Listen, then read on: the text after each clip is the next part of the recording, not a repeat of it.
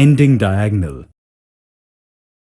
The third and the last type of motive wave is the ending diagonal. This too is made up of 5 waves like the other 2 motive waves.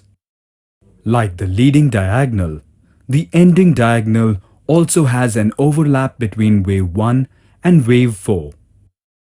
This is achieved once again by a longer wave 1 and with wave 5 shorter than wave 3. Similar to the leading diagonal, the trend lines joining the endpoints of wave 1 to 3 and wave 2 to 4 must converge.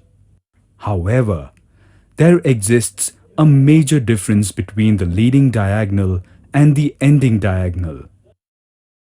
All the waves making up the ending diagonal are 3-wave structures. Thus, the ending diagonal is already taking shape of patterns to come ahead.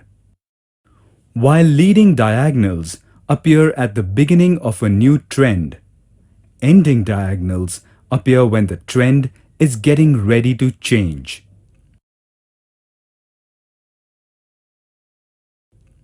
These 3 are the only motive patterns occurring in markets.